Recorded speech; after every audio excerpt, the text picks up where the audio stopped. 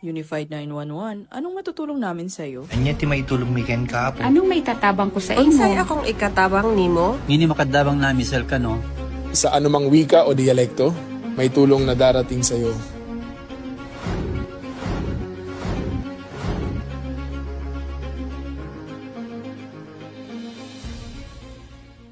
Lilingkod sa bawat Pilipino at magbibigay ng tamang impormasyon para sa tahimik at maayos na Pilipinas. Police News Network, alagad ng batas, tagapagtaguyod ng balitang pulis, sandigan ng mamamayan, patnubay ng katotohanan. La Campo Crame, maghahatid ng pinakahuling kaganapan at nagbabagang balita. Ito ang PNN Police News Network. At ngayon, ang inyong mga tagapagbalita. Magandang hapon, bagong Pilipinas. Kami ang inyong alagad ng batas, tagataguyod ng Balitang Pulis, Police Captain Cherry Vicente. At ako naman po si Patrolman Lumimir Julian, maghahatid sa inyo ng tamang balita, kwento ng pulis at serbisyo para sa mamayan, at ito ang PNP News Online. Ang pangunahing balita ng Police News Network, alagad ng batas, tagataguyod ng Balitang Pulis.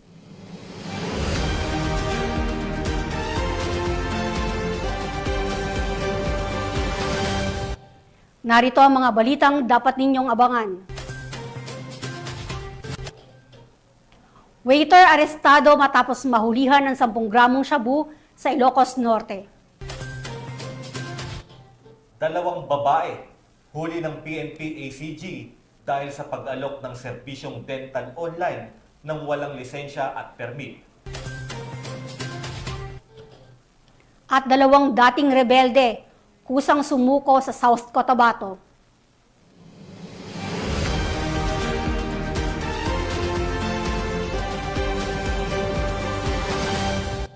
Narito ang mga balitang hatid ng ating PNN correspondents mula sa iba't ibang panig ng bansa.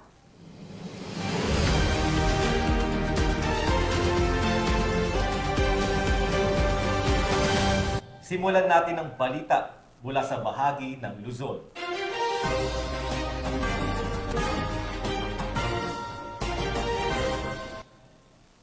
Matagumpay na naaresto ng mga operatiba ng Nueva Ecija Police Provincial Office ang 10 most wanted person sa magkakahiwalay na operasyon na isinagawa sa loob lamang ng 1 linggo bilang bahagi ng pinaigting na kampanya ng pulisya laban sa krimen na nagtatago sa batas. Ang pagkakaaresto sa mga wanted persons ay patunay ng determinasyon ng kapulisan sa pagpapatupad ng batas at pagpapanatili ng kaayusan sa komunidad. Police Corporal Dumisito Sana sa report. 10 most wanted person sa lalawigan ng Nueva Ecija ang nadagit ng kapulisan sa ilalim ng pamumuno ni Police Colonel Heril Dagit Liwanag Bruno, Provincial Director ng Nueva Ecija Police Provincial Office. Tuloy-tuloy ang pinaigting na operasyon ng kapulisan na nagresulta sa pagkakadakip ng lahat ng kinilalang most wanted sa buong lalawigan sa loob lamang ng 1 linggo. Mula October 1 hanggang 7, matagumpay na naaresto ng NEPO ang 10 provincial most wanted persons sa magkakahiwalay na operasyon na isinagawa ng iba't ibang unit ng kapulisan sa buong lalawigan. Kabilang dito, ang Cabanatuan City Police Station nakapagtala ng 4 na pagkakaaresto, partikular sa mga kasong violation of RA 9165, Comprehensive Dangerous Drugs Act, Frustrated Homicide, Estafa at Theft, at violation of RA 10883, Carnapping Act. Samantala, kabilang sa mga nadakip sa isinagawang operasyon ang top 5 most wanted person ng Guimba Police Station sa kasong 3 counts of rape. Top 6 mula sa San Antonio Police Station na may kasong rape. Top 7 mula sa Santo Domingo Police Station na may 5 bilang ng kasong estafa. Top 8 na may kasong frustrated murder mula naman sa Gapan City Police Station. Top 9 na may kasong rape at lascivious conduct sa Coyapo Police Station. At Top 10 most wanted mula sa Santa Rosa Police Station na may 2 bilang ng kasong rape. Bilang bahagi ng patuloy na hakbang upang mapanatili ang kaayusan at katarungan sa buong lalawigan, Muling ipinapakita ng kapulisan ng Nueva Ecija ang matibay na dedikasyon sa masigasig na panguhuli sa mga pinaghahanap ng batas. Mula dito sa Nueva Ecija Police Provincial Office, ako ang inyong PNN correspondent, Police Corporal Luisito Pisana, alagad ng batas, tagataguyod ng Balitang Pulis. Sana. Sa kulungan ang kinahantungan ng isang waiter matapos mahulihan ng 10 gramo ng hinihinalang shabu sa Paway, Ilocos Norte. Ang detalye ng report mula kay Corporal J.R. Del Mendo. Arestado ang isang 22 anyos na lalaki na isa ring waiter matapos itong mahulian ng nasa 10 gramo ng hinihinalang shabu sa isinagawang anti-legal drug operation ng pinagsalib na puwersa ng Paway Municipal Police Station bilang lead unit, PDEU Ilocos Norte, PIU Ilocos Norte, PIDEA Ilocos Norte at RIDPRO1 sa Barangay Veronica, Paway, Ilocos Norte. Una rito, nasa posisyon na ang mga nabanggit na unit ng mga otoridad upang isagawa ang buy-bust operation sa dalawang sospek. Nalulan ng isang sasakyan. Pumarada ang mga sospek sa gilid ng kalsada sa nasabing barangay. Ngunit nang makatunog ang mga ito, dali-daling minaneho ng isa sa sospek ang sasakyan at naktakas. Naiwan naman ang nasabing waiter na kung saan ay tinangkapan itong tumakas kasabay ng pagtapo nito ng isang pakete ng sigarilyo. Ngunit nadakip din ito at naberipika na ang itinapon nitong pakete ng sigarilyo ay naglalaman ng pinaghinalaang shabu na may timbang na 10 gramo na nakapaloob sa dalawang transparent plastic sachet at nagkakahalaga ng 68,000 pesos. Kabilang din sa nakumpiskang ebidensya ang isang cellphone. Isinagawa ang markings at inventory sa mga nakumpiskang ebidensya sa presensya ng sospek at ng mga mandatory witnesses. Ang sospek ay nahaharap ngayon sa kasong paglabag sa Republic Act 9165. Mula dito sa Ilocos Region, ito ang inyong PNN correspondent, Police Corporal J.R. Del Mendo, alagad ng batas, tagataguyod ng Balitang Pulis. Maraming salamat, Police Corporal Del Mendo. Makalipas ang matagal na pagtatago, tuluyan ng naaresto ang Rank 3 Provincial Most Wanted Person ng Albay sa isang operasyon ng kapulisan sa lalawigan ng Camarines Norte. Magbabalita dyan si Police Corporal Angeli Torrecampo.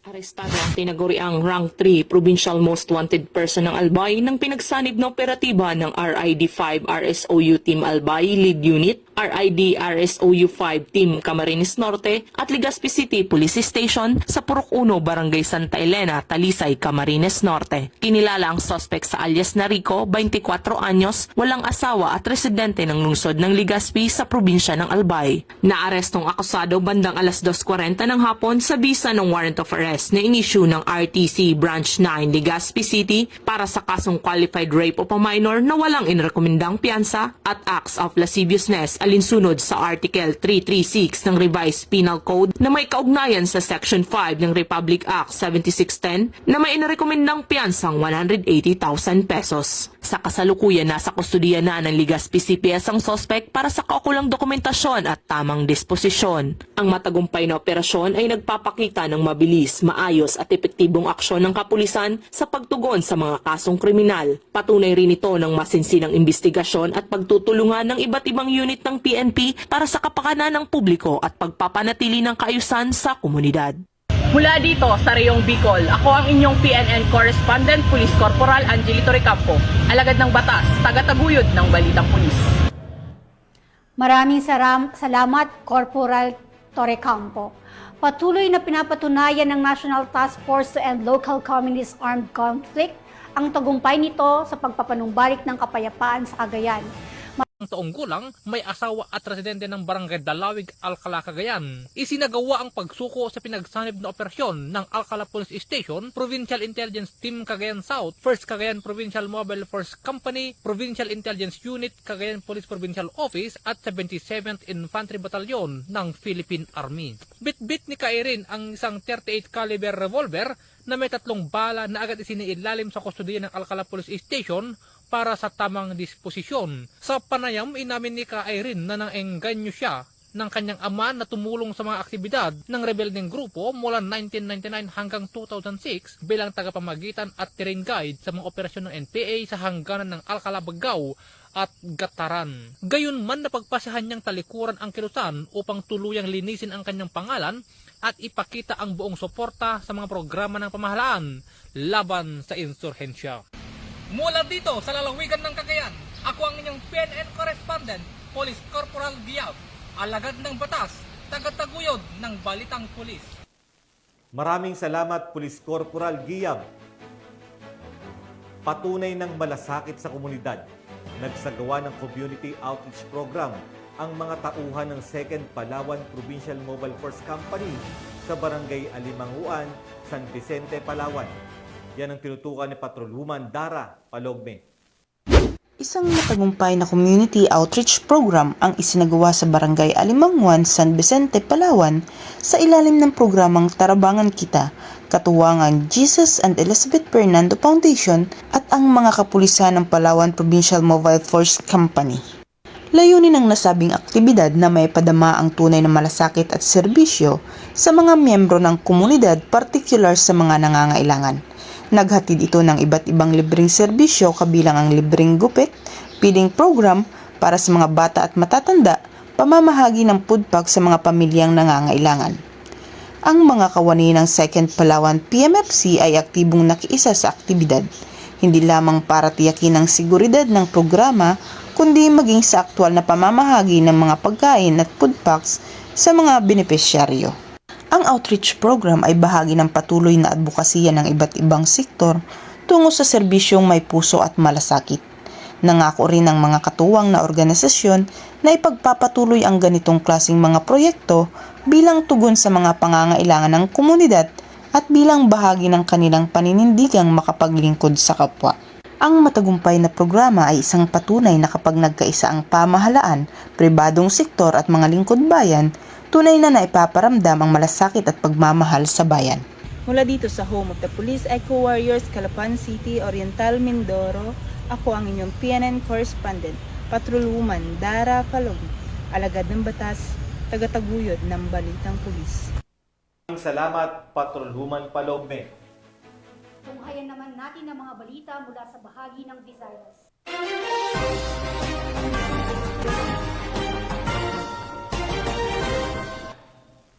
Hindi nakalusot sa batas ang dalawang babae matapos silang maaresto sa ikinasang entrapment operation ng Regional Anti-Cybercrime Unit 6 sa Iloilo City dahil sa umano'y iligal na pag-aalok ng serbisyong dental online nang walang kaukulang lisensya at permit.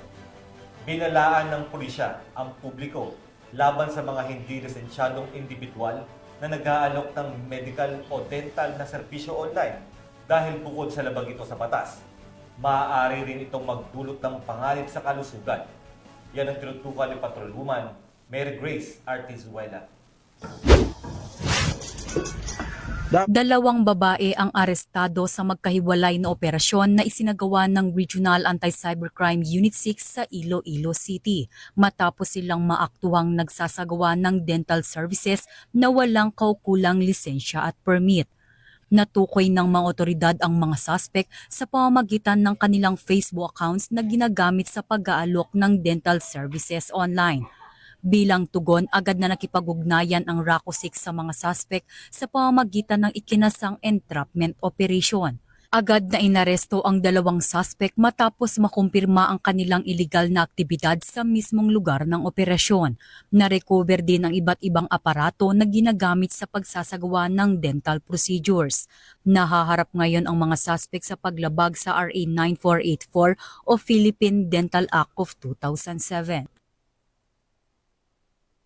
Sana po sa ating mamamayan, huwag po nating tanggilikin yung mga ganitong illegal na gawain. Dahil ito po ay delikado po sa inyong kalusugan at isa pa, unfair naman ito sa mga lisensyadong mga professional, mga dentista na gumagawa, nagbibigay ng serbisyo na dental na naaayon sa batas. Mula dito sa Campo Crame, ako ang inyong PNN correspondent, Patrolwoman Mary Grace Artizuela, nagbabalita para sa Police News Network, alagad ng batas, tagataguyod ng Balitang Pulis. Maraming salamat, Patrolwoman Artizuela. Mahigit 300,000 pisong halaga ng shabu ang kumpiskado mula sa isang tricycle driver sa isinagawang anti-illegal drug operation sa Iloilo. Nakibalita dyan si Patrolwoman Glidel Astrologo. Nasabat ng mga operatiba ng Station Drug Enforcement Team ng Iloilo City Police Station 8 ang tinatayang 374,000 pesos na halaga ng hinihinalang shabu sa isang matagumpay na buy-bust operation sa Barangay Halandoni Estate, Lapus, Iloilo City. Nito lamang 13 ng Oktubre taong kasalukuyan. Arestado sa naturang operasyon ang suspect na kinilalang si alias Roland, 36 na taong gulang. Isang tricycle driver at residente ng Barangay Tabuksuba, Haraw, Iloilo City, ngunit pansamantalang naninirahan sa Kalye 5, Halandoni Estate, Lapus, Iloilo City. Ayon kay Police Captain Lester Oliveros, officer in charge ng Iloilo City Police Station 8, 3 linggo munang minanmanan ng mga operatiba ang galaw ng suspect bago isinagawa ang operasyon. Nakumpirma ang iligal na aktibidad matapos mabentahan ng suspect ang isang confidential agent ng isang sachet ng hinihinalang shabu, kapalit ng 11,500 pesos na buy-bust money, kabilang na ang Mark 100 peso bill. Sa aktual na pag-aresto, nakuha pa kay alias Roland ang siyam na karagdagang sachet ng hinihinalang shabu na nakalagay sa isang lalagyan ng wipes. Umabot sa humigit kumulang 55 gramo ang kabuang bigat na nakumpiskang iligal na droga na may estimated standard drug price na 6,800 pesos bawat gramo, katumbas ng 374,000 pesos na kabuuang halaga. Kasalukuyang nasa kustudiyan na ng Iloilo City Police Station 8 ang suspect para sa tamang disposisyon at naharap sa kasong paglabag sa Republic Act 9165 o ang Comprehensive Dangerous Drugs Act of 2002. Ang matagumpay na operasyon na ito ay patunay ng patuloy na kampanya ng Iloilo City Police Office laban sa iligal na droga, bilang bahagi ng kanilang layunin na mapanatili ang kapayapaan, kaayusan at kaligtasan ng mamamayan sa lungsod. Mula dito sa Police Regional Office 6, ako ang iyong Police News Network Correspondent, Patrolwoman Glidel Astrologo, alagad ng batas, tagataguyod ng Balitang Pulis. Maraming salamat, Patrolwoman Astrologo. Hindi na nakalayo ang isang lalaki matapos maaresto ng mga tauhan ng Tanamban Police Station sa Cebu dahil sa umano'y pagnanakaw ng 185,000 pesos mula sa isang butika. Yan ang report mula kay Patrolwoman Judith Nicanor. Arestado ang isang 29 anyos na lalaki matapos masangkot sa insidente ng pagnanakaw sa San Roque Pharmacy sa Governor M. Cuenco Avenue, Barangay Talamban, Cebu City, bandang alas 4:30 ng hapon nito lamang nakaraan. Kinilala ni Police Captain Wilmer Macasling Castillo, officer in charge ng Police Station 8 Cebu City Police Office, ang suspect na si Mark, residente ng Sitio Ipil, Barangay Basak, San Nicolas, Cebu City. Batay sa inisyal na investigasyon, sa pilitang pumasok ang suspect sa nasabing butika at tinangay ang pera mula sa kita ng tindahan. Sa pamamagitan ng pagsusuri sa CCTV footage, natukoy na umalis ang suspect sakay ng isang taxi bandang alas 4:47 ng madaling araw sa parehong araw. Agad na nagsagawa ng follow-up operation ng mga responding police sa tulong ng taxi driver na nagresulta sa pagkakaaresto sa suspect. Na-recover mula sa kanya ang inakaw na pera na nagkakahalaga ng 185,500 pesos. Kasalukuyang nasa kustodiya ng Police Station 8 CCPO ang suspect para sa dokumentasyon at paghahain ng kaukulang kasong kriminal sa korte. Patuloy ang paalala ng Cebu City Police Office sa publiko na makipagtulungan sa mga otoridad at agad i-report ang mga kahinahinalang aktibidad upang mapanatili ang katahimikan at seguridad ng komunidad. Mula dito sa Central Visayas, ako yung Police News Network Correspondent, Patrolwoman Judith Nicanor, alagad ng batas, tagataguyod ng Balitang Pulis. Maraming salamat, Patrolwoman Nicanor. Ipinamalas ng Police Regional Office 8 ang diwa ng bayanihan at malasakit sa kapwa matapos silang maghatid ng tulong at suporta sa mga residenteng naapektuhan ng nagdaang lindol sa Cebu. Yan ang balitang hatid ni Patrolwoman Cristel Palafox. Ng Police Regional Office 8 sa pamumuno ni Police Brigadier General Jason L. Capoy, Regional Director ang diwa ng pagkakaisa at malasakit sa kapwa sa pamamagitan ng pamamahagi ng 500 food packs sa mga komunidad na labis na napektuhan ng 6.9 magnitude na lindol sa lalawigan ng Cebu nito lamang 13 ng Oktubre taong kasalukuyan. Bago ang pamamahagi ng relief goods, nagpadala ang Pro 8 ng 44 na response responders na tumulong sa medikal na serbisyo, incident management team o IMT support, search and rescue at pagbibigay seguridad. Kalaunan, 22 pang tauhan ang ipinadala upang tumulong sa relief operation, kaya umabot sa 66 ang kabuoang bilang ng mga ipinadalang tauhan. Ang nasabing aktibidad ay bahagi ng programang Jacob's Care to Serve and Share na nakapaloob sa konseptong Brotherhood of Pros, isang kolektibong inisyatiba ng tulungan sa pagitan ng Police Regional Offices. 6 na interior barangays ang nakatanggap ng tulong mula sa 500 food packs na ipinamahagi ng Pro-8, kabilang ang Barangay Binabag at Barangay Nailon sa Bugo City, Barangay Dalingding at Poblasyon sa Daan Bantayan at Barangay Kanhabagat at panghuli ang Barangay Corbat sa Medellin. Patuloy ang Police Regional Office 8 sa pakikipag-ugnayan sa iba't ibang regional offices at mga lokal na pamahalaan upang maihatid ang agarang tulong at matiyak ang kahandaan sa harap ng mga sakuna at kalamidad. Mula dito sa Eastern Visayas, ako ang inyong PNN correspondent, Patrolwoman Palafox, alagad ng batas, tagataguyod ng Balitang Pulis. Maraming salamat, Patrolwoman Palafox. Narito naman ang mga balita mula sa bahagi ng Mindanao.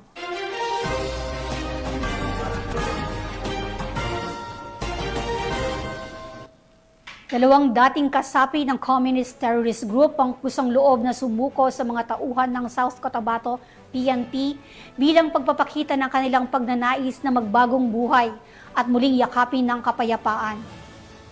Patuloy na hinihikayat ng pambansang pulisya ang mga natitira pang miyembro ng makakaliwang grupo na magbalik loob sa pamahalaan para sa kapayapaan at kaunlaran ng ating bansa. Magbabalita dyan si Patrolman Nerwin J. Medellin. Dalawang miyembro ng Communist Terrorist Group o CTG ang kusang sumuko sa mga tauhan ng Santo Niño Municipal Police Station sa Purok Hillside Barangay M. Rojas, Santo Niño, South Cotabato, dakong alas 2 ng hapon noong 14 nitong Oktubre.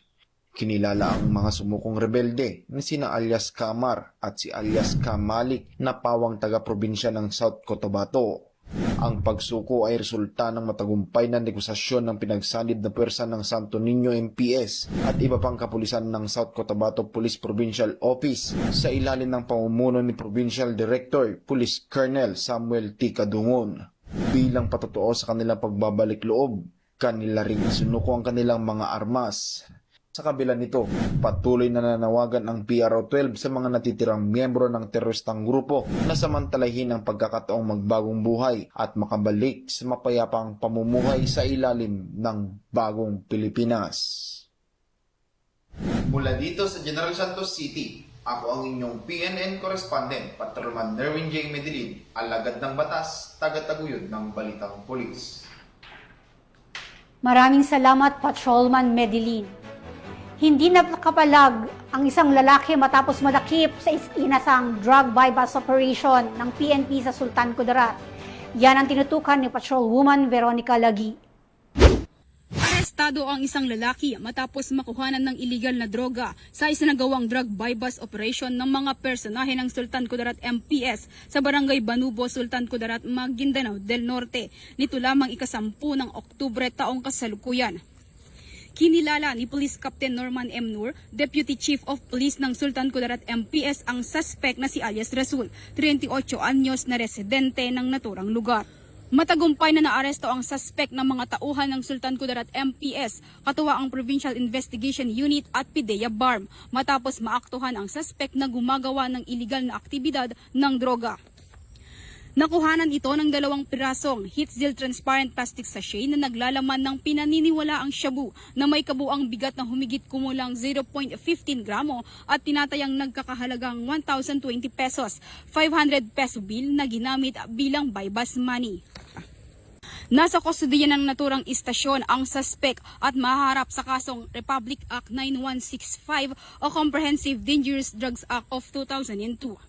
Ang matagumpay na operasyong ito, katuwang ang iba't ibang sangay ng pamahalaan, ay patuloy na magsisilbing patunay sa maigting na kampanya ng pamahalaan laban sa iligal na droga at kriminalidad upang matiyak ang kaligtasan at kapayapaan ng komunidad.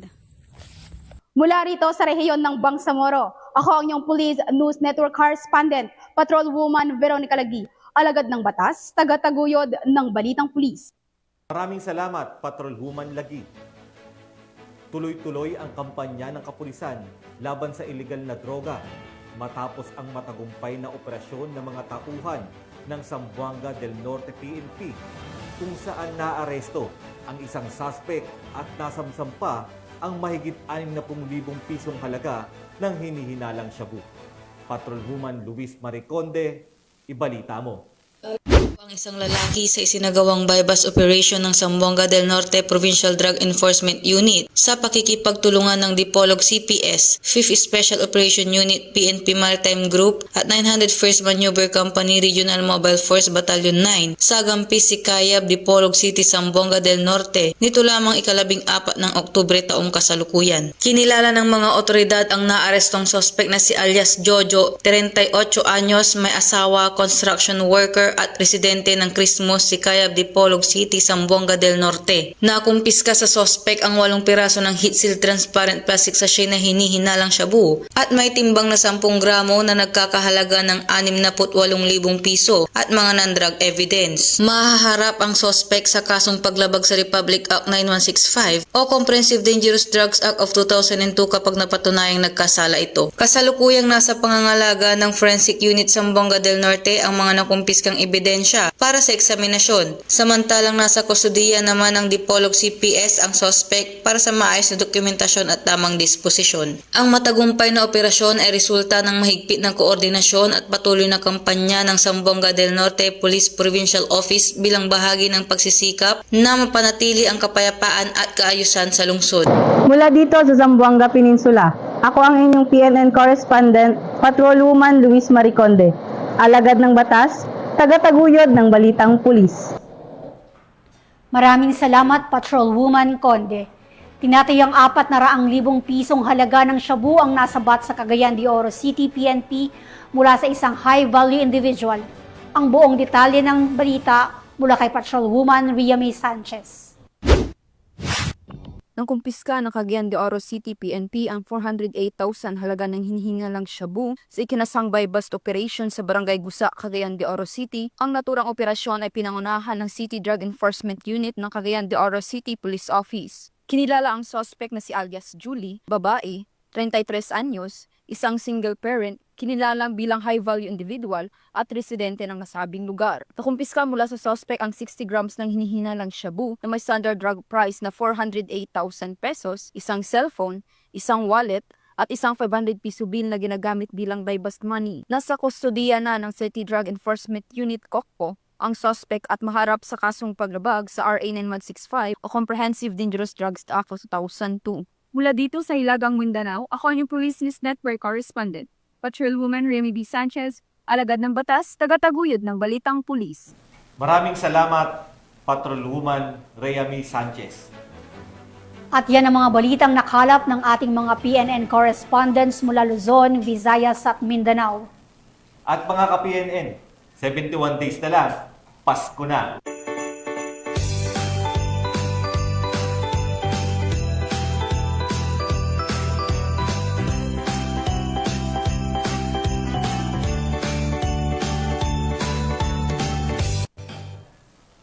Sa ngalan ng pamunuan ng Philippine National Police sa pangunguna ng ating Acting Chief PNP, Police Lieutenant General Jose Melencio Nartates Jr.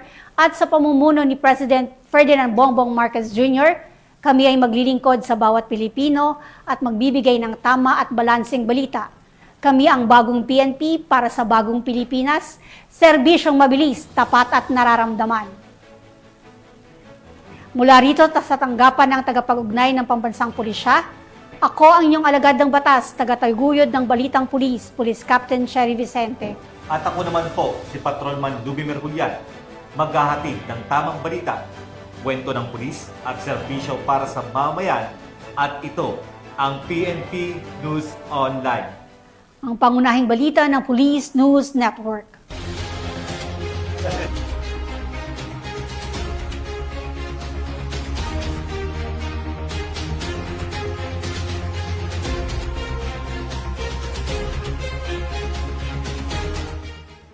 Police News Network, alagad ng batas, tagapagtaguyod ng balitang pulis.